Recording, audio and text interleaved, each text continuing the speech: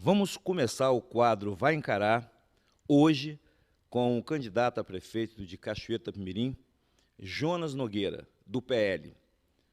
Jonas, você pode fazer uma breve apresentação do seu currículo para o telespectador, para o seu eleitor, e quem não é também está indeciso. Muito obrigado, Jackson. Muito obrigado aos nossos web espectadores, né? Que estão nos assistindo, nos acompanhando, o pessoal que está na nossa página também, aí no Facebook, nosso perfil. Ô Jackson, com muita humildade, eu quero dizer para você que está nos assistindo, que quer conhecer mais os candidatos, que eu tenho hoje uma característica que ela me ajuda muito, que é o seguinte: eu venho de um lar humilde. Eu sou nascido lá no Alto Amarelo. Meu pai foi um lanterneiro que trabalhou 30 anos na aviação Itapemirim, minha mãe do lar. Eu sempre precisei do serviço público, de saúde, do transporte público, da segurança pública, da escola pública. Sempre estudei na escola pública. Posso baixar assim normal, né, para não tapar o rosto? E sempre estudei na escola pública. E o que isso me traz de bom? E morei lá no Alto Amarelo, que é um bairro também carente, né, como vários outros, um bairro mais humilde, né? E a gente ali, a nossa rua não tinha calçamento, como muitas outras hoje. Então a gente sabe o que é a necessidade de você que está nos assistindo aí. Porque nós não nascemos no berço de ouro, nós não somos filhos de empresário, nós não somos parentes, não temos irmão, não temos nenhum tipo de parente na política que já nos desse uma projeção. Então a gente vem ali de baixo, história de trabalho. Comecei a trabalhar com 15 anos de idade. E lá na Itacar, eu fiz o curso de mecânica no Senai antes, e por ter feito esse curso de mecânica, o meu pai foi pedir um emprego para mim ali, viu, Jackson? E aí, eu acabei entrando na seção de peças. Durante 24 anos, trabalhei na empresa, e 18 anos desses 24, eu atuei como gerente, atuei como diretor da empresa, o que nos dá uma experiência com gestão na iniciativa privada, muito consistente, num grupo empresarial forte. Ali era um grupo empresarial que chegou a ter 20 empresas praticamente. E também me formei, né, que eu trabalhava de dia e estudava à noite. A minha vida sempre foi assim, desde os 15 anos de idade. E aí, eu sou hoje administrador, contador, advogado, pós-graduado, fui professor universitário ali na Facassi, titular, deixei a cadeira para fazer o curso de Direito. E estou dizendo isso aqui, mas com humildade. Eu agradeço a Deus, agradeço os ensinamentos do meu pai e da minha mãe, de caráter, de honra, de esforço, de aprender para crescer. Então, essa é a minha história.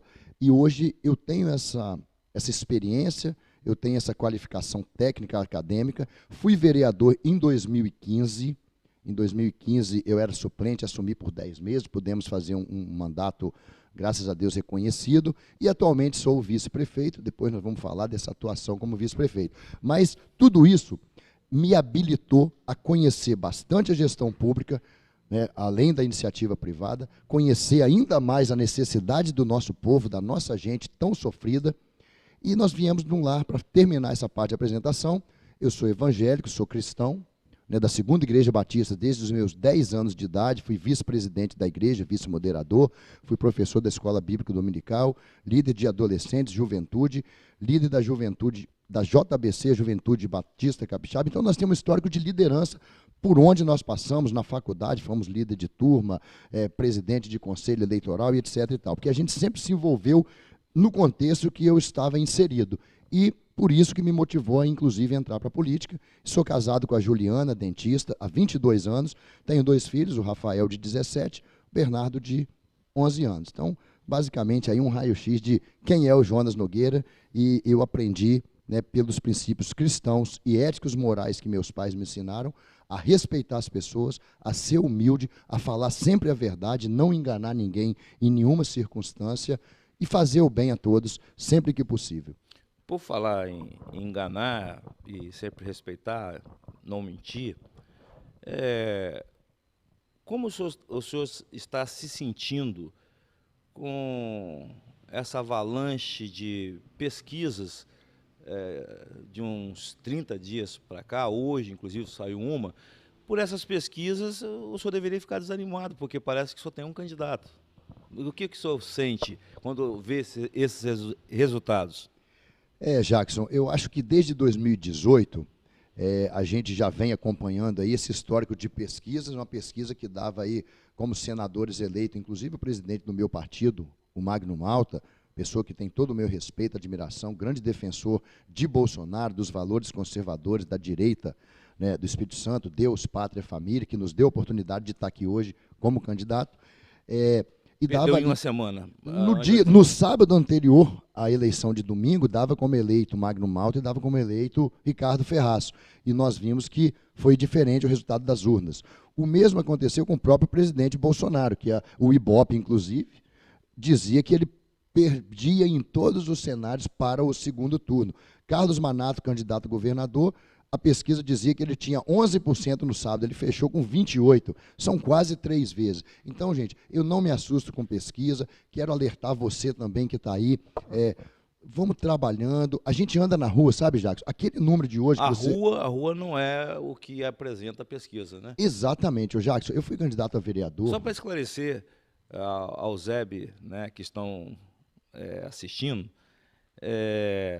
saiu uma pesquisa do Ibope hoje, colocando o prefeito com 51% e o restante abaixo só com um décimo, né? 8, ninguém, nem 6, 2 dígitos, né, Jacques? Nem 2 dígitos. 10% ninguém chegou. Então, assim, assustou o mercado político, assustou os analistas políticos, assustou quem está acompanhando, né? Então, assustou por quê? Porque o número ele está aparentemente anômalo, surreal, e a gente vai ter que tirar a prova dos 9, porque quem coloca agora nesse ato muito para cima, uma hora vai ter que descer e cair. Não é isso não, Jonas? Sem dúvida alguma, né? Porque, veja bem, como você falou no início, puxa, se esse número correspondesse à realidade mesmo, podia todo mundo desistir, né? Porque mostrou um gigante e um monte de anões, né? Todos os demais candidatos, inclusive temos, né, muito bons candidatos nesse pleito aí, inclusive, né, em 2016 foram 8, nós achamos muito. Agora nós estamos com 11 porque houve 2 indeferimentos, né, Jacques? Senão seriam 13, né? Exatamente. Então, veja só, né, mas isso é democracia, isso aí é um direito de todos que se acham qualificados, habilitados para exercer, que bom que mais pessoas estão se colocando à disposição. Claro que a gente sabe que essa divisão, e Jacques, vale aqui dizer, existem candidaturas também que elas foram motivadas, impulsionadas pelo próprio governador, para dividir aquele lado que poderia, né, as outras pessoas que poderiam tirar os votos ali, lá do candidato do governador, que é o atual prefeito. Então, a pessoa, quem está com ele, está com ele. Quem quer mudar, olha para o outro lado, vê um monte. Então, um vai em A, outro em B, outro C, outro D. Uma estratégia. Uma estratégia, é dividir para conquistar. Eu tenho certeza absoluta do que eu estou falando, porque em novembro eu conversei com partidos que disseram, não, eu tenho alinhamento com o governador, não posso, não tem como te apoiar. E depois, quando eu saí do PSL, que nós levamos lá uma pernada, o governador foi lá com o Bivar e pegou o partido, então o que nós fizemos? Nós procuramos o partido, a mesma coisa, o partido falou. E depois o partido se alinhou a uma outra candidatura, que não é a do governo, mas que deixa claro que tem um alinhamento. O que dá a entender, com raras exceções, que quando se fala em partidos, é uma coisa vertical, né? Parece que tem um mando de cima e aí de baixo, por mais que queira ou tenha afeição para um tipo de aliança, acaba cedendo. Mas sobre partido, eu preciso fazer essa pergunta porque, eu diria, não sei, em um semestre eu saiu do PP para o PSL, do PSL para o PL, mas tudo assim uma coisa muito rápida. Então, como que a pessoa acompanha essa roda viva e como justificar? Olha, eu estava no PP, que é progressista, depois eu fui para o PSL, porque o Bolsonaro estava nele. Aí depois, agora estou no PL do Magno Malta. Como você fala isso para o eleitor? Pois é, Jacques, muito boa essa pergunta, obrigado pela oportunidade. Olha, eleitor, o que aconteceu? Eu estava lá no Progressista, vale dizer, para quem não sabe, Progressistas é o partido, PP 11, é o partido pelo qual Bolsonaro foi eleito deputado federal em 2014 e exercia o seu mandato até 2018, quando mudou de partido, ok? Então, eu sou da mesma origem partidária do presidente Bolsonaro. Quando Bolsonaro estava no PSL, disputou lá, eu recebi o convite do Carlos Manato, que era o presidente, então, do PSL, né, para fazer parte do partido. Olha, e eu avaliei, puxa, por mais que o PP também é um grande partido, mas eu tenho oportunidade, estou sendo convidado aqui pelo presidente estadual do partido, um partido grande, um partido conservador de direita, um partido que é o partido do presidente da República, então é uma oportunidade que você também não pode desprezar. Que fique claro, Jackson, eu não fui lá bater a porta do PSL em nenhum momento. Eu não fui lá e procurei, deixa eu entrar aí, eu quero entrar no seu partido. Então não aconteceu isso. Então eu tinha que avaliar, eu conversei com o meu grupo, as pessoas mais próximas que avaliam junto comigo, e chegamos à conclusão de que seria uma boa oportunidade ir lá para o PSL. Por isso fomos. E por que então, em agosto do ano passado, nós fomos para o PSL? Aí quando chegou agora em março, né? Nós saímos do PSL. Mas por que saímos? Porque o PSL foi tirado da mão do então presidente, né? E inclusive isso vazou antes, pessoas já começaram a falar isso. O presidente gravou um vídeo conosco lá em Vitória, dizendo que não tinha esse perigo, gravou no sábado.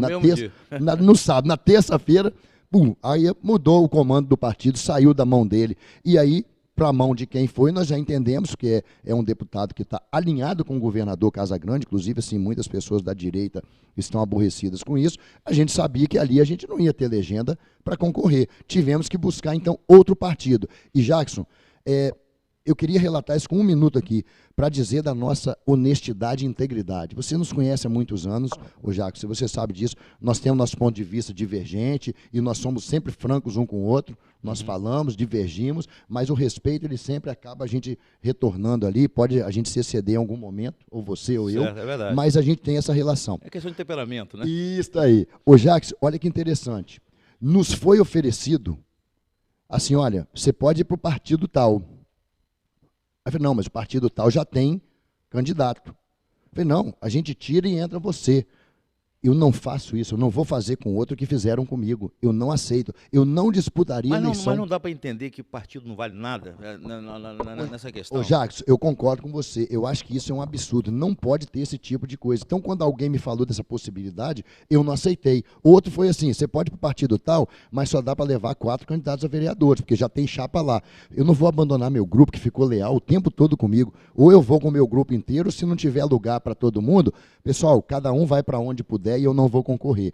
Sabe por quê? Porque eu respeito as pessoas e eu jamais quero para o meu próximo aquilo que fizeram comigo. Então eu não vou entrar por cima, dando pernada em ninguém e pegando partido. Mas nessa questão de partido, eu vou ter que fazer uma ponderação que eu considero mais ou menos difícil de você responder. Me corrija se eu estiver errado. Você foi candidato a vereador pelo PSB. Em 2004, minha primeira eleição. Tá. O PSB, que é o PSB do governador, o PSB do prefeito hoje, né? Porque o prefeito se filiou tem pouco tempo no PSB. O senhor está vice-prefeito do prefeito que é vice-prefeito que é do prefeito que é do PSB, né? Então aí vem na mente de uma pessoa mais analítica ou mais formadora de opinião. É direita, é contra a esquerda, mas como justificar essa relação que, assim, incestuosa politicamente falando? Ô Jackson, na verdade, assim, é uma pergunta que não me deixa nem um pouco desconfortável. Eu vou dizer o seguinte, eu nunca nego nada que eu fiz. E vamos dizer uma coisa, em 2004, quando eu procurei um partido para eu me filiar nele, 2003, que naquela época era um ano antes, então o que eu fiz? Não tinha essa discussão de esquerda e direita. A discussão que existia no Brasil era PSDB, PT. O PSDB era quase considerado direita, mas é um centro, né, centro-esquerda ali. Então, o que acontece? Sabe o que eu procurei num partido? Eu recebi convite algum, um partido me procurou, mas eu fiz o seguinte, eu nunca tinha ocupado cargo público, nada. Eu procurei, porque o Luciano Cortez, ele morava lá no Alto Amarelo, perto da minha casa. Eu conheci o Alexandre Bastos da Itacá. Então, quando eu estimulado lá pela Faculdade de Direito, que você abre muitos horizontes, você também é formado em Direito, advogado, e aí você começa a conhecer, e aí você começa, parece que, questionar algumas coisas mais. E eu chegava em casa, eu pensava o seguinte, poxa, eu gosto de ajudar as pessoas, como eu posso fazer para eu ajudar mais? Porque na empresa eu pude ajudar muita gente, né, dar oportunidade de trabalho, passando pelo processo seletivo, mas que a gente indicou ali e passava pelo processo, era aprovado. Então, veja bem, como ajudar mais? Aí eu vi o caminho da política. Como eu não entendia nada de partido, de política, eu vou procurar onde eu conheço gente. Então, vamos dizer e aí, assim, por isso, eu entrei no PSB. E naquela época ler não o tinha... estatuto. Não tinha nem, sem ler, não tinha esse viés, Jackson. Por exemplo, o meu amigo Almir Forte, que estudava comigo, me convidou para o PCdoB. Falei, pô, Partido Comunista Brasileiro. Eu não quero ir para Partido Comunista. PT eu não quero ir, porque era aquela extrema esquerda. E o PSB era considerado ali no centro. Então, por isso eu fui para o PSB, não tinha essa discussão. Disputei lá, beleza. Depois, fui lá para o PV. Fiquei 10 anos no PV. Naquele momento não tinha ainda essa discussão. Aí o que acontece? Hoje, Jacques, colocam na rede social foto do Jonas ao lado de Casterione. O PV, meu partido, indicou o vice, que era o doutor Abel Santana. Ok? E naquele momento não tinha nenhum tipo de discussão. Vou aqui dar um grande exemplo para você, para entender melhor isso. Manato foi candidato, hoje é o maior líder da direita, ele que representa a Aliança pelo Brasil aqui no estado para Bolsonaro. Grande apoiador de Bolsonaro. Manato foi deputado federal anos a fio pelo PDT, partido de Ciro Gomes, esquerda. Partido centro-esquerda. Depois ele foi para o Solidariedade, também de esquerda. E hoje é o líder da direita, é reconhecido por Bolsonaro. Capitão Assunção foi deputado federal pelo PSB. E hoje é o líder da direita, um dos líderes da direita lá em Vitória. Mas então eu vou fazer, já que o senhor explicou bem, foi bem claro, eu entendi. E vou concluir só com o Magno Malta, só um minutinho. O Magno Malta, nós sabemos que o Magno Malta foi grande apoiador de Lula, depois foi apoiador até 2010 de Dilma. O que Magno Malta fala? E com razão, olha, nós acreditamos, ele falava em combater a miséria, a fome e a corrupção. Eu acreditei, um homem com discurso, um homem que queria oportunidade, e aí fez lá o seu primeiro governo melhorando muita coisa. Chegou um momento que aí o véu se rasgou e você passou a enxergar. Aí começaram as revelações que nós não sabíamos, dos mensalões da vida, e desvios e corrupção. Ora, então, peraí. Se eu errei lá atrás, embora não tinha esse viés de direita e esquerda, eu não tenho que continuar no erro, não, eu tenho que corrigir. Foi o que fez Magno Malta, Manato, Capitão Assunção, e que eu fiz também, embora nunca fui de esquerda. Tá bom, então eu entendi. E se foi da esquerda, foi sem querer. Sem querer, porque entendia como centro. Tá, mas aí Se você olhar o PV lá no Wikipédia, ele é partido, sabe o quê? Centro-direita. Tá certo. Então, mas aí eu vou usar a própria argumentação para fazer uma inversão. Mas a sua candidatura, pelo que a gente analisa e vê nas redes sociais, na televisão, faz esse apelo sobre a questão da direita e do Bolsonaro, né? E de modo mais enfatizado, talvez, do que algum outro que, né, se faça. Nós somos da direita, nós somos Bolsonaro. Então, é possível dizer que existe uma conversão política? Porque o senhor fala assim, desde quando o senhor se converteu à direita e ao Bolsonaro? Desde que começou a haver a discussão de direita e esquerda. Sabe por quê? Vamos lá. Em 2013, teve um movimento lá dos 20 centavos, do MBL, né, que foi só um pretexto, teve um movimento de rua em 2013. Em 2014, eu já apoiei veementemente nas redes sociais, então, a Aécio Neves, que é quem podia derrubar o PT, que é um governo que eu não queria. A única vez que eu votei no PT foi lá no Lula, em 2002. Então, eu já veementemente contra. 2015, teve as manifestações onde eu compareci. 2016, ainda mais, lá no movimento Fora PT, Fora Dilma, nas ruas de Cachoeiro, e eu estava lá naquele movimento, já em 2016. Aí, mas, Joana, como é que você aliou para o PSB? O PSB não tinha esse viés, não tinha essa discussão ainda em 2016, já tinha o Fora PT, mas não tinha discussão esquerda-direita. Ninguém sabia que era esquerda. Aí Bolsonaro trouxe isso a partir do final de 16 e 17 intensificou. Aí sim começou a ser aclamado, porque também o Bolsonaro, quando ele entrou lá para o partido, o PSL, o Livres, que era um movimento do filho do Bival presidente, se retirou do PSL, porque não concordava com a presença do Bolsonaro ali. Então, veja bem, nesse momento houve aquela discussão. De fato, aí sim, eu em 2017 já estive lá com o Bolsonaro em Brasília, gravamos um vídeo, o apoiei em 2018, pedi voto para Bolsonaro, fui para as redes sociais, depois eu fui em Brasília no movimento da Aliança pelo Brasil, onde só 500 pessoas estiveram dentro do hotel, e nós fizemos parte desse grupo, levados por Carlos Manato, que é nosso apoiador. E aí, enquanto milhares ficaram até lá no telão, depois nós fizemos um movimento de coleta de assinatura aqui, eu, o Hélio Calegari, a direita aqui de Cachoeiro. Depois, no dia 15 de março, nós fomos ainda em Vitória, no primeiro evento da Aliança. No dia 15 de março, teve aqui o movimento em apoio a Bolsonaro, Dia Nacional de Apoio a Bolsonaro, no dia 15 de março desse ano. Nós estávamos na rua com trio elétrico, camisa amarela. Por quê? Porque aí quando a pessoa fala assim, o Jonas quer surfar na onda do Bolsonaro. Não, porque eu já estou com o Bolsonaro desde 2017. Então, desde 2017. A gente pode dizer o seguinte, que em 2017 você tomou um posicionamento ideológico na linha que você se encontra hoje. Principalmente pelo seguinte, eu sou cristão, eu sou conservador, por natureza, embora antes não tinha, até nem entendia muito esse viés na política, não entrava nessa questão. Quando começou a ter essa discussão, então você começa a dizer, bom, eu sou a favor da liberdade econômica, eu sou administrador, advogado, contador, trabalhei numa empresa há muitos anos, eu sempre defendi a liberdade econômica. Eu sou cristão contra o aborto, contra a ideologia de gênero, contra a sexualização precoce nas escolas. Aí você se identificou. Então eu me identifico, peraí, esse é o meu viés, essa aqui que é a minha linha. Mas você não vai voltar mais atrás, não, né? Não, de maneira nenhuma, rapaz. Aqui é Bolsonaro, irmão, aqui é conservador. Pode ter certeza. Então foi esse o contexto que se deu, viu, Jackson? Tá, não foi nenhum oportunismo, não. Eu vou depois entrar em plano de governo, tá? Por enquanto estou fazendo tranquilo. só uma preliminar na questão política. E aí, para tirar todas as dúvidas que às vezes, se eu tenho, outros vão ter também. É natural. A questão de, bem, se foi 2017, não foi 2016. Então, o senhor, as pessoas cobraram, eu acho que até em certo momento, eu até também cobrei também, né? Olha, brigou com o prefeito. Se o senhor tivesse lá, desde quando rompeu com o prefeito, viu que as coisas não estavam estranhas, não dava para poder trabalhar, vamos assim dizer, representar o governo do prefeito, por que não houve uma ruptura por completa, tipo, né? Eu vou renunciar a vice e não quero e vou trilhar um outro caminho diferente sem querer usufruir ou dizerem para mim, como às vezes dizem, né?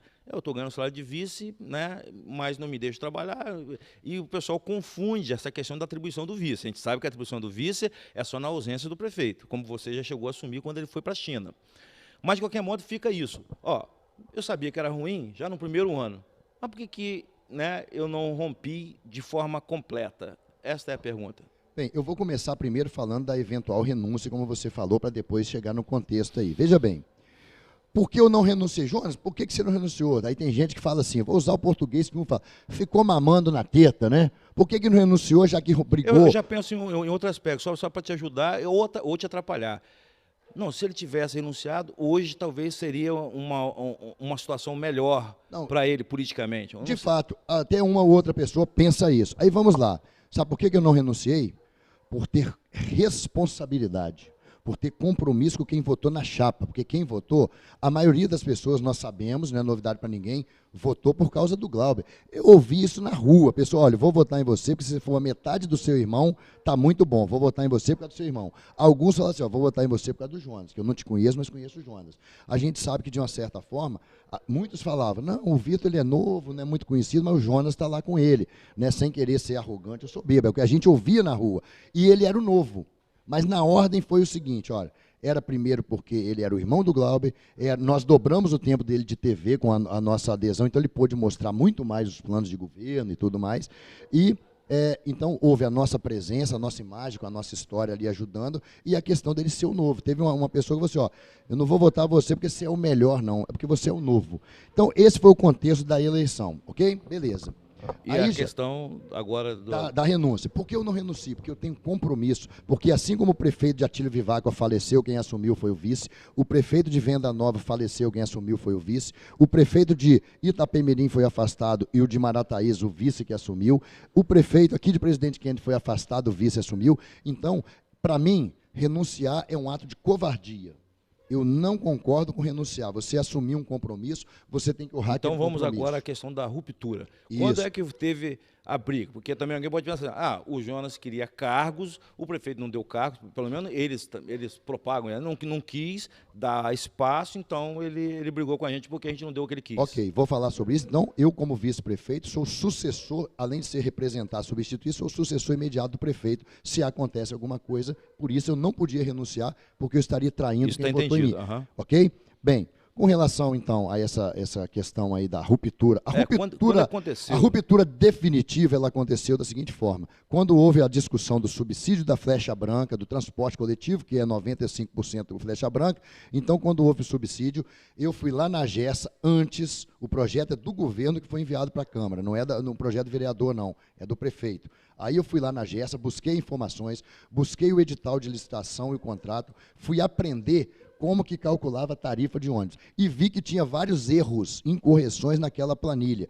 Discuti isso na audiência pública, me posicionei contrário. Não usei esse fato politicamente, disso eu me arrependo. Eu tinha que ir para a rede social, para o Facebook, eu tenho 3 perfis, uma página, e tinha que ter feito muito barulho. Mas eu não fiz porque eu me posicionei tecnicamente, reitero a minha posição, porque falava-se ali em 1.600.000, alguma coisa assim, falei, isso vai muito longe. De dezembro de 2018 até hoje, já foram destinados para a empresa 5 milhões de reais. E a empresa deve mais de 10 milhões ao município. Mas como o consórcio Novo Trans que recebe, ele não deve, ele tem certidão, sabe por quê? Ele não paga funcionário, ele não contrata, não compra no mercado, ele nunca vai ter problema na certidão. Então, por isso eu fui contrário, e aí sim, o prefeito se aborreceu, porque ele entendeu que eu, como vice-prefeito, não podia me posicionar contra o projeto dele. Mas aí, você que está aí... Então, aí foi a ruptura? Essa foi a ruptura definitiva.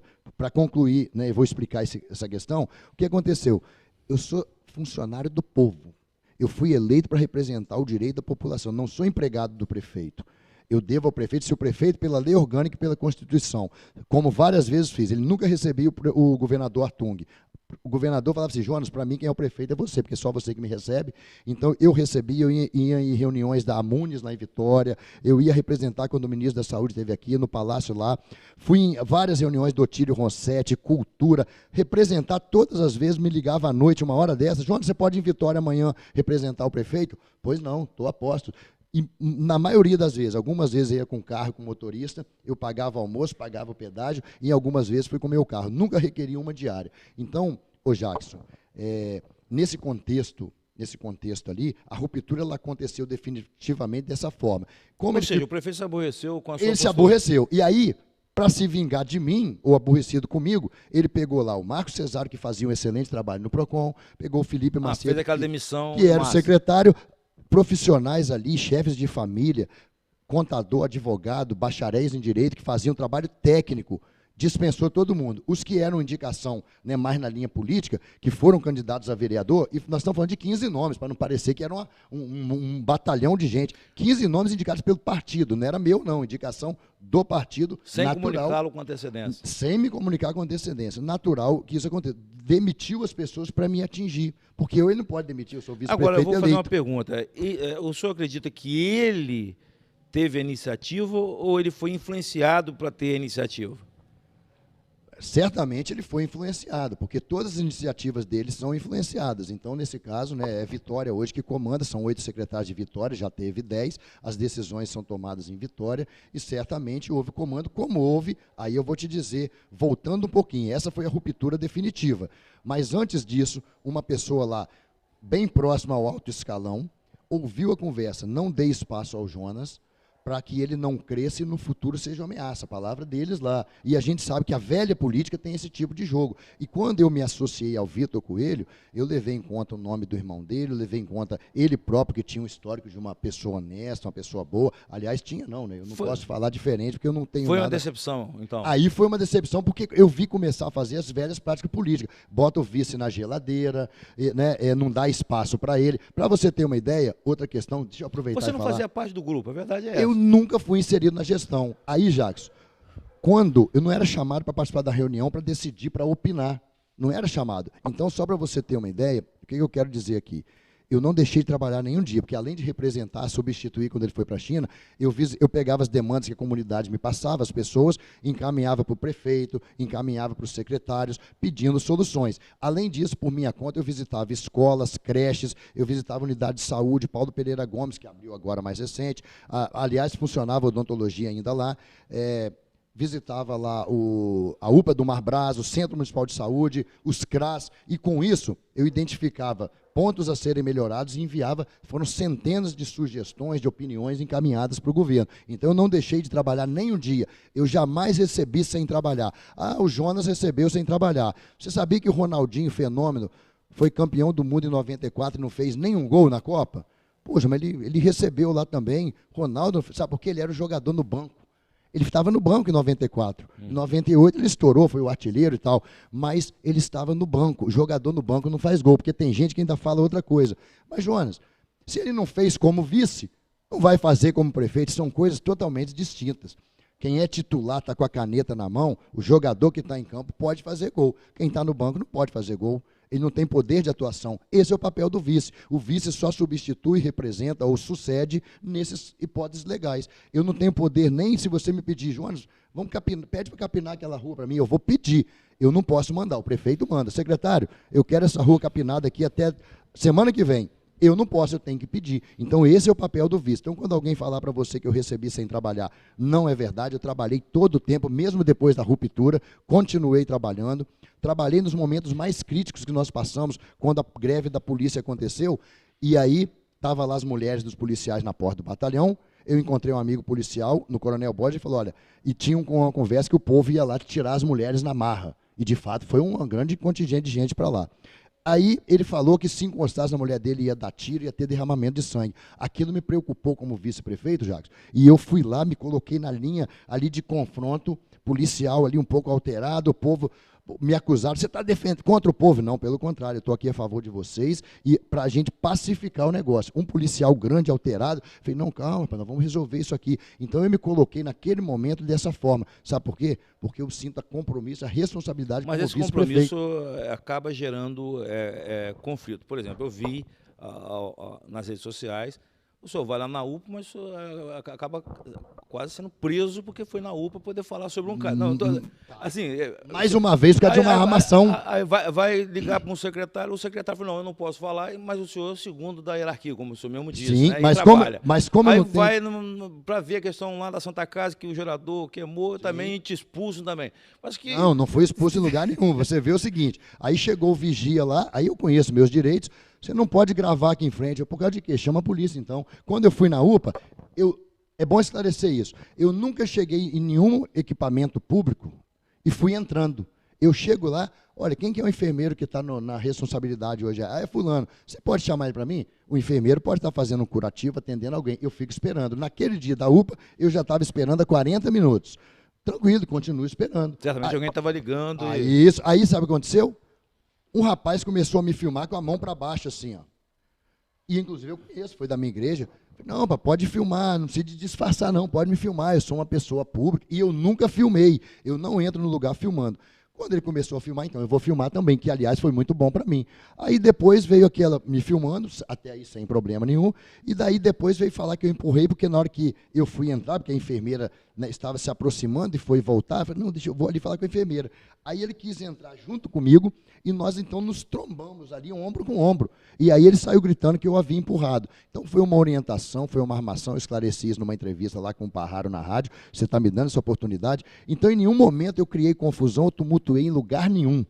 Em lugar nenhum. Agora, mas, Jonas, se você não tem poder, o que você foi fazer lá? Sabe o que eu fui fazer lá? Porque é um irmão cachoeirense meu que estava lá, um irmão que eu não conheço, não conhecia, não. Como vários que eu vi no Paulo Pereira de madrugada, sábado, domingo, feriado, atender. Era um entregador, né, a profissão dele, né? Ele era um motoboy. Mas, olha bem, as pessoas me ligavam. As próprias pessoas da unidade de saúde, do Paulo Pereira e da UPA, falavam o seguinte, dava meu telefone, liga para o Jonas que ele vem aqui e ajuda a resolver. O que é ajudar a resolver? É usar influência política, jeitinho? Não. O que está acontecendo? Ah, está precisando da ambulância. Mas por que não vem a ambulância? Ah, é porque é preciso de uma vaga na Santa Casa, a pessoa está entubada. Tá bom, mas tem vaga aqui, o sistema do governo do estado está dizendo que tem vaga para Santa Casa, por que não libera? Aí eu acionava o superintendente regional da saúde, ligava, mandava mensagem, a secretária de saúde, então eu ia pelo menos para dar uma voz para aquele cidadão menos favorecido, indefeso, que inclusive, Jacques, muitas vezes estava ali sem até informação. A pessoa lá para dentro, ele não sabia em que pé que estava, em que estado que estava, sendo muitas vezes maltratado. Teve gente, amigos meus até que depois falaram, Jonas, chamaram a polícia para mim, porque eu comecei a questionar lá. Então, assim, esse abuso nunca houve de minha parte, eu nunca desrespeitei ninguém, nunca xinguei ninguém. As minhas imagens provaram isso, porque eu ainda falei com o rapaz, estou aqui, o Carlinhos é meu amigo de muito tempo, está filmando, sem nenhum problema. Aí eu falei, pode me filmar que eu sou pessoa pública. Ele disse assim, eu também. Sabe o que eu falei? Não, isso aí, você acha que eu fui confrontar? Rapaz, eu sou o vice-prefeito, olha quem está falando. Jamais alguém vai ouvir isso de mim, sabe por quê? Porque eu aprendi a respeitar as pessoas. E respeito ainda mais, Jacques, o mais humilde. Quanto mais humilde, eu respeito. Então, eu ia ali para dar voz para o cidadão que estava sofrendo, agonizado. Por quê? Para uma ambulância, a pessoa entubada tem que sair na ambulância de UTI. Para sair do Paulo Pereira ou da UPA até a Santa Casa, tem que ter uma ambulância UTI. E o nosso município não tem uma ambulância UTI. Ele morreu por negligência? Não, morreu por negligência. Ele ficou 24 horas lá, quase 24, vomitando sangue. Chegou a ser dado alta para ele. A hora que eu cheguei lá, eles tinham dado alta para ele. Ele vomitou. A hora que foi entrar no carro, porque senão ele ia ser em casa. Voltaram com ele correndo para dentro. Aí ele foi para Santa Casa lá para as 19, 20 horas. E, infelizmente, no dia seguinte faleceu o Alain Motoboy. Meus sentimentos para a Juliana, esposa e a família. Então, foi isso, já. O que eu fui fazer lá? Agora, interessante, quando eu comecei a perguntar, a questionar, foram me mostrar umas coisas lá, até no sistema, a secretária foi para lá, e aí eu questionei e tal. Ué, mas espera aí, a Santa Casa negou 3 vezes. Mas como que a Santa Casa negou? Como é que funciona isso? Que negativa é essa? Aí uma pessoa me alertou. Tem um sistema de WhatsApp que liga e pede para a Santa Casa. E o WhatsApp? Não tem nada disso, não. Sabe, as informações são obscuras. Parece que é um sistema que fica... Você tem vaga em Jerônimo Monteiro, você tem em determinados hospitais, mas fica girando e não sabe quando é que vai. Mas você vê, eles disseram que havia 3 negativas da Santa Casa. E eu questionei. Então, seria responsável. Também a Santa Casa também tem responsabilidade nessa negativa, né? É por isso. Mas só que aí eles começam a fechar as informações. A hora que a enfermeira estava falando, aí a secretária disse, fulano, pode deixar. Ou seja, claramente não fala mais nada não. Por quê? Porque assim como você, eu também sou questionador. Você me fala uma coisa, me gera mais 2, 3 perguntas. Você falou outra, igual eu estou te respondendo, você, João, mas por outro lado, e você pergunta. Então eu também faço igual. Para quê? Eu quero chegar à verdade. O que é justo e o que tem que fazer para corrigir. E aí, infelizmente, enquanto pessoas aguardavam a ambulância vir de Vitória, 16 horas, 20 horas, eu vi gente morrer. Por falta do tratamento precoce que eu fui para a rede social defender. Na época da enchente, eu estava aqui virando a noite de barco, filmei a sua empresa aqui, um rio que estava aqui em frente, porque nesses momentos, principalmente, Jacques, e como as pessoas me acionavam, aí sim, como vice-prefeito, eu não podia me furtar e falar o seguinte, eu não posso fazer nada, eu sou apenas o vice-prefeito. Então, meu amigo, se eu tiver de botar minha cara para correr risco de levar tiro num confronto da polícia com um manifestante, se eu tiver de correr o risco de morrer afogado, de cair do barco, eu vou fazer. Se eu precisar de correr risco de ser preso, porque eu fui lá ajudar uma família desesperada, não desrespeitei, não desacatei, não agredi ninguém, jamais fiz isso, a minha vida é limpa, não faria isso, porque eu respeito as pessoas. Se isso precisar, aí sim, na investidura do cargo o qual eu ocupo, certamente eu correrei, porque eu estou aqui para defender a nossa população. A gente vai entrar agora, depois dessa pergunta no plano de governo, para você falar mais tecnicamente sobre o que você pretende para Cachoeiro, mas me chamou a atenção, no início, né, você mencionou, olha, tem candidatos que estão mais para poder dividir para que o rei continue reinando. O senhor pode dizer, nomes talvez não, mas assim, quantidade desses cavalos de Troia, vamos dizer assim, esses vírus que estão dentro dessas candidaturas? Pelo menos 5 que nós sabemos disso, assim, confirmado, pelo menos. E assim, e não é só de um lado não, só do lado de lá, só dos dois misturados. Pelo menos 5 estão sendo estimulados estão assim, com esse objetivo de dividir. Bem, se são 5, sobrou 5 aí que são... São 11, né? Então sobraram 6. São 11 ainda, mesmo com o Josué sendo impugnado? Eram 13, mesmo saindo lá, né, o candidato Josué, o candidato Jovelino, então continua sendo ainda 11. 11. Muito bem, agora vamos entrar na questão que também a gente tem e deu oportunidade para vários candidatos aqui, falar sobre qual é a sua bandeira, tecnicamente falando. O que você ouve na rua, o grito, o clamor, o que você está sentindo na rua agora que você está andando? Você está até suando, está vindo de uma caminhada. É o calor. É a questão porque tem que ficar desligado as coisas. Isso. E tem a luz realmente... mas estava vindo de um compromisso também, né? Também. Mas Eu perguntei o seguinte, qual é o clamor maior? Qual é a sua bandeira? Assim, ó, Tá. alguém falou, deixa eu ver se eu me lembro aqui, né? O Isaías falou que é o desenvolvimento, né? O Paulo Sérgio falou que é segurança. O, o Fabrício foi mais genérico, dizendo que é uma parte de cada um, mas que ele teria que consultar, fazer um diagnóstico primeiro. O Guilherme falou que tem que humanizar a máquina, que essa é a bandeira de forma geral. E a sua bandeira, qual é? Olha bem, Jackson, de fato, uma cidade do tamanho e com a complexidade e na situação que se encontra Cachoeiro, você defender uma bandeira como principal é até delicado mesmo. Eu que tenho uma formação mais técnica na área de administração, contabilidade, que leva mais para essa linha do desenvolvimento, que leva mais para a linha de organização, de transparência, etc. e tal. Interessante que nesse período todo, desses 4 anos principalmente, eu nunca tive uma militância, uma atuação com as bandeiras da saúde, né? Porque eu nunca tive afinidade profissional ou técnica com a saúde. Mas depois, mesmo que as pesquisas normalmente apontam que 39%, 40% sempre fala como principal problema a saúde, mas eu nunca me ative a essa bandeira. Mas depois do que eu passei a ver, né, agora na pandemia só não, nesses 4 anos, o que as pessoas passam nas unidades de saúde, em todas, de modo geral, é falta de medicamento, é falta do médico, porque o médico está de férias, é falta de exame. A pessoa que, quando sai o exame, ela já agravou a doença, não tem mais jeito, ou até, infelizmente, já foi a óbito. Eu vejo medicamento, a pessoa fecha a farmácia municipal, 16 horas, sexta-feira, aí a pessoa precisa do medicamento, se foi na sexta atendida 17 horas, só na segunda-feira.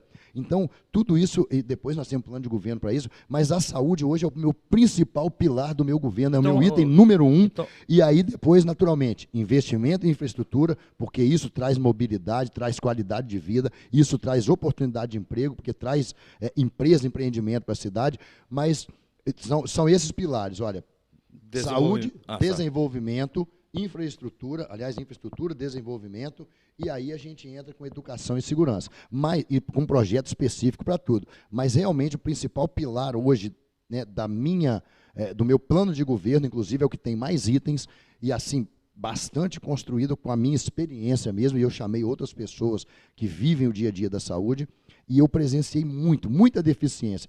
Essa semana mesmo, Jacques, só para você entender o que eu estou falando, eu sei o que o nosso povo passa, eu sei o que você passa. Sabe por quê?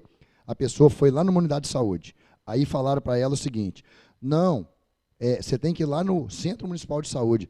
Por sorte, a pessoa, eu estou vindo de lá agora, me mandaram para cá. Ah, não, então peraí que eu vou chamar fulano. E foi atendido. Se ela não tivesse no Centro Municipal, ia ter que se deslocar até o Centro Municipal de Saúde e ia ter que fazer o quê? Gastar dinheiro, gastar passagem, perder tempo. Hoje eu encontrei lá no Mar Brasa a Vanderleia, com 3 filhos, 4 filhos. Falei, Jonas, quando eu tenho que ir na unidade de saúde, eu tenho que levar todos os meus filhos, que eu não tenho como deixar. E ela relatou que aconteceu algo semelhante com ela. Ela foi num lugar, que mandou para outro, que mandou para outro. Isso é o quê? Falta de treinamento das pessoas que estão na linha de frente. Qualificação, disseminação adequada e correta das informações, porque a nossa gente não pode sofrer. O médico saiu de férias, tem que ter outro para cobrir, não é possível. Separa uma empresa, uma linha de ônibus, São Paulo, Cachoeiro, São Paulo, porque o motorista está de férias, você tem que ter alguém para cobrir ali. Falta de medicamento, e é tanta coisa, o tempo de demora muito grande, falta de exame, falta de profissionais, às vezes o profissional que... Ou seja, o seu plano está prevendo resolver essas questões todas que o senhor está falando, da saúde. Exatamente, então nós vamos focar para minimizar, ao menos, esses problemas que nós estamos falando, inclusive com a ampliação do Centro Municipal de Saúde, horário de atendimento 16 horas, até às 22 horas, contratando naturalmente mais médicos profissionais, aquisição de exames, além de pedir o governo do Estado, mas aquisição de exames também, consultas, para que a nossa população, principalmente os casos mais urgentes, sejam atendidos. E há caminhos jurídicos para isso, e nós vamos fazer para minimizar. Não resolve tudo não, tá, Jacques? A gente não promete milagre. Infraestrutura, aqui, o que você pode falar objetiva? Infraestrutura. Objetivamente. Vamos lá. Infraestrutura, primeiro, você imagina se não tivesse a Beira-Rio, se não tivesse a linha vermelha, Cachoeiro hoje ia parar. Então alguém um dia fez, projeto ousado, grande, custou caro, então nós fizemos. E eu não prometo nada, não me comprometo a fazer nada que eu não avaliei tecnicamente. Agora, profissionais podem divergir, o advogado diverge do outro, o engenheiro pode divergir do outro. Eu antes levei o engenheiro lá, vamos lá no trevo do posto Sena, que agarra muito ali. Dá para a gente fazer aqui um túnel? Não. Até tem o estado do Ceará tem uma máquina para fazer essa perfuração aí, e a gente pode alugar ou conseguir comodato. Não dá para fazer aqui, tem os 2 postos, o relevo ali, né, porque ali é um topo onde vem um monte de subida ali. Não dá. Tá bom, nós vamos arrumar outras soluções ali para baixo, naquele semáforo que fica ali retendo o trânsito desnecessariamente. Ok, uma passarela. Vamos lá no trevo da Ilha da Luz, aquele caos ali. Ó, aqui dá para fazer um viaduto. Lá no trevo do IBC, dá para fazer um viaduto. Quanto que custa? Que eu quero saber primeiro se dá, porque senão eu venho aqui e falo, eu vou fazer. Ali no ferroviário ali, aquela descida do Aquidauã ali, aquela... Não, ali eu não planejei, Nada, né, não. uma medida assim, mais alteração do trânsito mesmo no dia a dia, mas não uma obra estruturante, não. Então, veja bem, pode ser que chegue a essa necessidade mais adiante. Então, ô Jackson, o que a gente fez?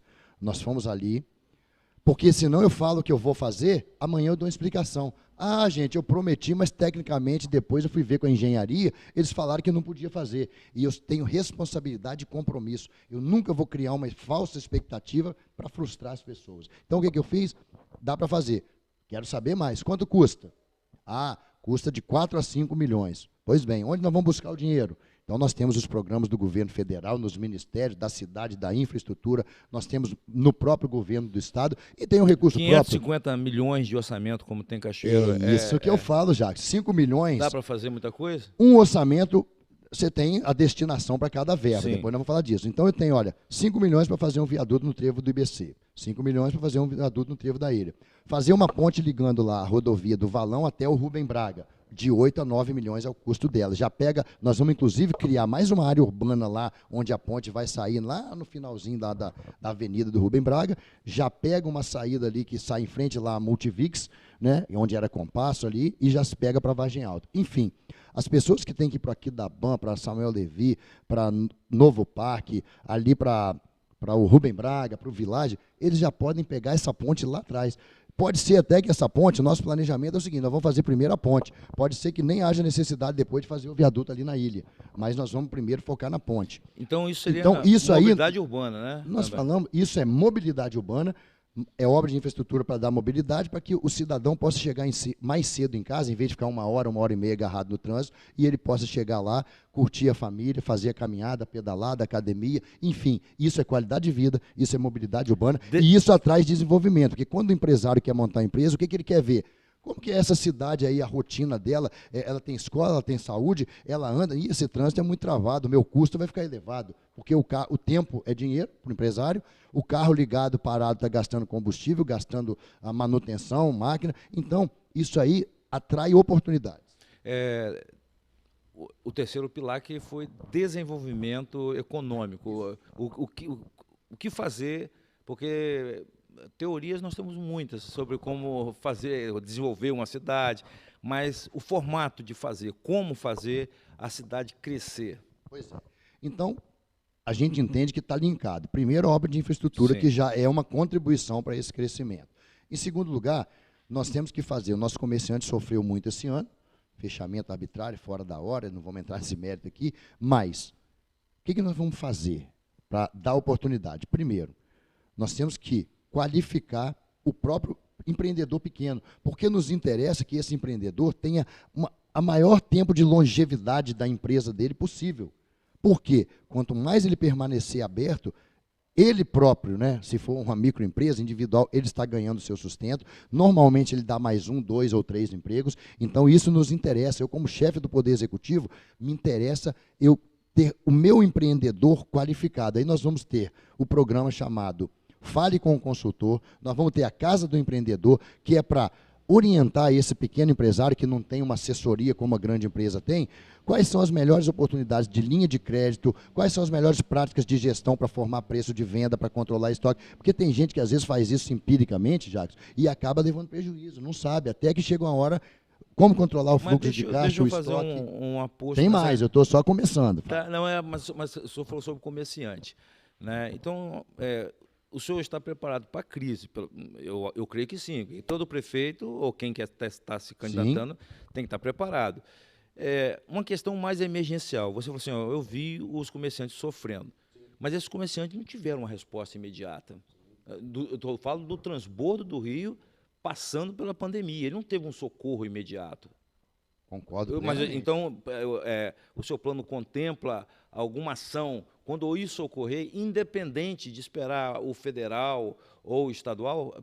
Então vamos lá. Primeiro que, para evitar isso, que vai para um plano até de vidas, nós Isso. estamos projetando, nós vamos buscar recurso federal, pode ser que a gente não consiga fazer, mas nós vamos encarar o problema e vamos começar, pelo menos, a estruturar assim, a possibilidade disso existir, que é fazer 3 bacias de detenção lá em cima. Isso já vai contribuir, um antes de Pacotuba e depois 2, uma em cada braço do rio. O que isso significa dizer? Além de ser uma Seria obra a contenção da água. contenção do volume de água, volume e quando de água. sobe a água vai para essa bacia, então chega menos volume de água aqui e diminui a velocidade. Então você já consegue amenizar esse impacto, porque hoje aquele comércio ali na beira do rio, no centro da cidade inclusive, está desvalorizando tudo, tem gente deixando A maior aqueles parte da comércios. cidade é a beira-rio. Mas né? eu digo assim, essa parte mais baixa, né? Porque quem é atingido pela enchente foi essa parte mais baixa da beira-rio para baixo ali, Baiuínas, Araranguá. Então o centro ali mesmo está vivendo isso. Nós não podemos, o gestor ele tem que pensar grande lá na frente. Ele tem que pensar em 30 anos, 20 anos. Nós temos desequilíbrio climático, isso aí nós temos que acompanhar. Quem é gestor tem que estar acompanhando o que está acontecendo. É cada vez mais frequente esse desequilíbrio e a quantidade e o volume de chuvas, e nós vamos, então, todo janeiro, dezembro, ficar rezando, orando para não chover muito. Nós temos que agir. Então, nós vamos trabalhar para que isso vire uma realidade, mesmo que não seja no nosso governo, que seja para o seguinte, mas nós vamos começar, nós vamos estruturar o planejamento, adquirir a área que seja por desapropriação, que vai ter que ser, e começar a fazer, apresentar o projeto e buscar recurso federal e recurso no Estado. Bem, isso já é um ponto.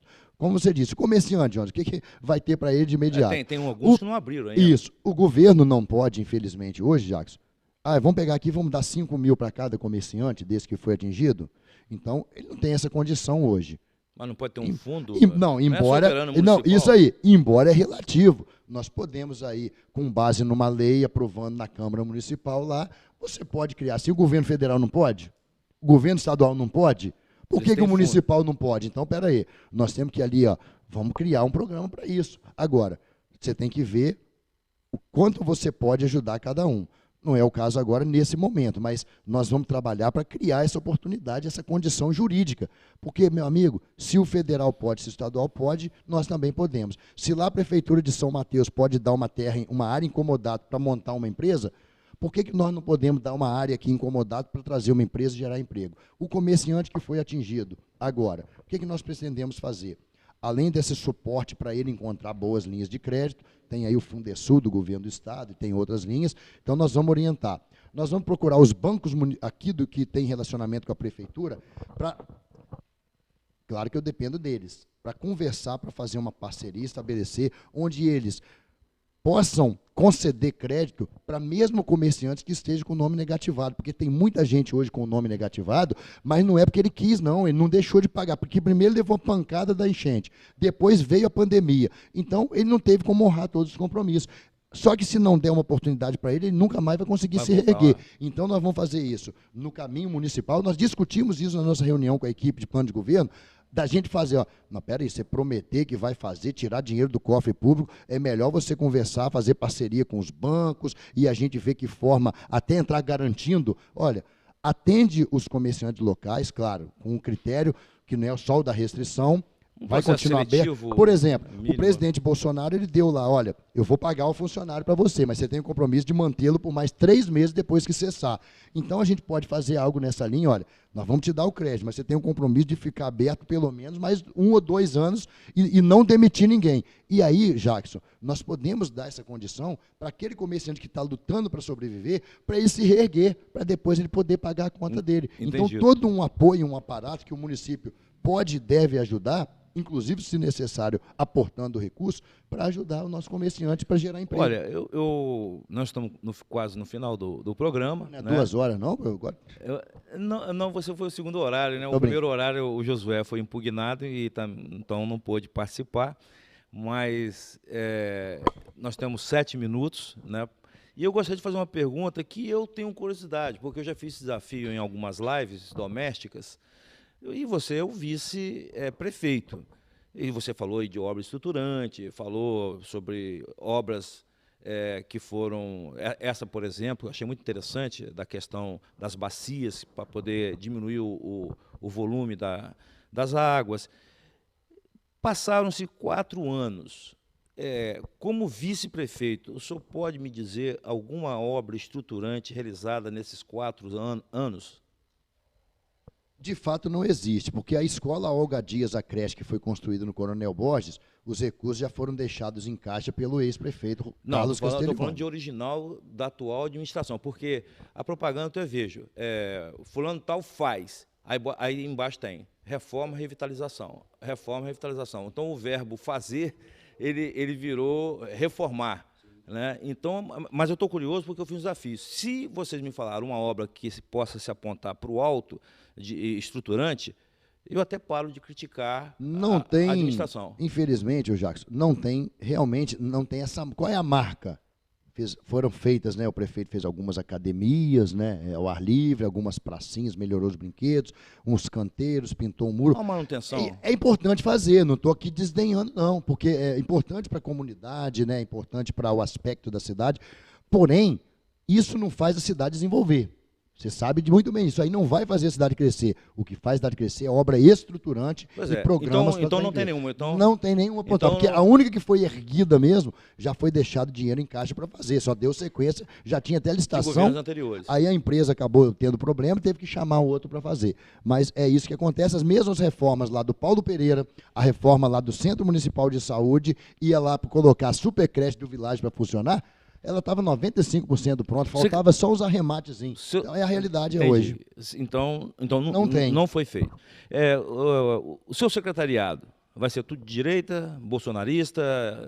Como vai ser esse secretariado? Bom, vamos lá. Primeiro que a gente tem que realmente, o secretário tem que estar alinhado com os valores Deus, pátria, família, combate diuturno à corrupção. Nós vamos ter equipe de auditoria interna para fiscalizar, para evitar que tenha merenda vencida, que tenha produto superfaturado, que o livro que custa 30 não seja comprado por 200, que a sociedade não tenha que gritar antes de, aí sim, recuar. Então, que o estacionamento rotativo não saia avançando para a rua, de residencial, que acabe com as vagas de carga e descarga. Então, nós vamos ter auditoria permanente na secretaria. Isso é direito do empresário, isso aí não é desconfiar de ninguém, não, é dever fazer.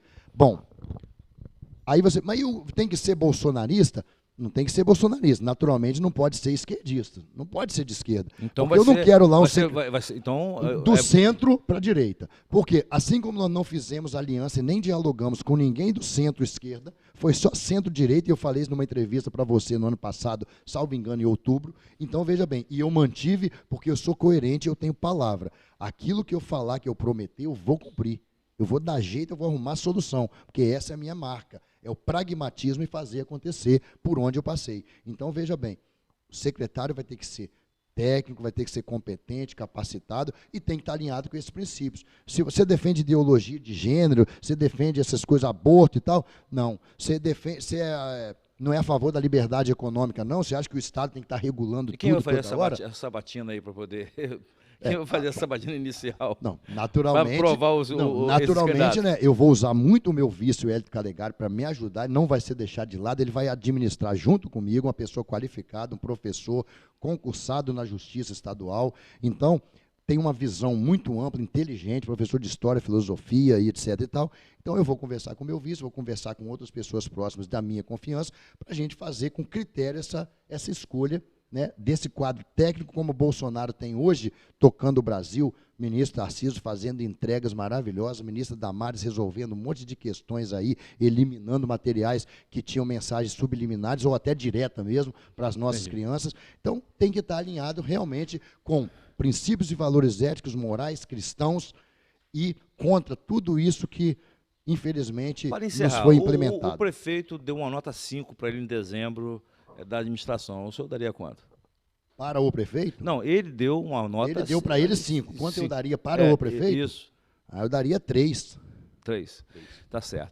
Bem, nós estamos encerrando. Você tem 1 minuto, Jonas, para dar uma mensagem para, né, quem está nos assistindo. Meu caro web espectador, para o Pedro hoje, atacante do Flamengo, fazer gol, é porque ele teve a oportunidade de entrar em campo para fazer gol, e está fazendo. Então, eu quero pedir a você, eu aqui falei da minha história de gente do povo, criado lá no Morro do Alto Amarelo. Eu falei da minha capacitação, da minha experiência com gestão, inclusive gestão pública. Eu conheço a cidade, eu estou preparado para administrar essa cidade, e eu quero te pedir uma oportunidade, que eu preciso de uma oportunidade, mesmo sabendo que hoje as pessoas estão desacreditadas com promessas, que prometer é fácil, mas nós só prometemos com muita responsabilidade o que nós já avaliamos e podemos cumprir. E para isso eu quero te pedir uma oportunidade para que a gente possa comprovar que é possível fazer uma gestão sem corrupção, sem superfaturamento, voltada para as pessoas, para você, com muito amor, sentindo a sua dor, sentindo a sua dificuldade, se colocando no seu lugar, porque esse é o meu norte. Para isso eu quero entrar na política, porque eu tenho meu escritório de advocacia, eu tenho a minha vida estabilizada, mas eu quero ajudar a cidade na qual eu estou inserido, onde eu vivo, como eu sempre fiz por onde passei. Então, no dia 15, nos dê essa oportunidade, dá um voto para o 22, Jonas e Calegari, para fazer Cachoeiro muito maior, muito melhor, para ter oportunidades para a nossa gente. Muito obrigado, candidato Jonas Nogueira. E amanhã nós teremos 3 convidados. Teremos o professor Breno, a professora Joana Dark e a presidente, a candidata, né, também Faida Belo. Vão ser 3, porque era para alguém ocupar o primeiro momento aqui, Jonas, mas ninguém quis abrir mão. Eu não sei se porque era para te anteceder, eu não sei que ninguém queria abrir mão. Agenda, né? Todo mundo com agenda muito puxada. A maioria também falou sobre a questão de agenda. Mas amanhã teremos esses 3 convidados e vamos um pouquinho mais além, né, até talvez às 10 horas, e vamos cumprir o nosso compromisso com todos os candidatos. Vamos fechar na sexta-feira com Renata Fiório e Diego Libardi, segundo o sorteio que nós fizemos na sexta-feira que passou.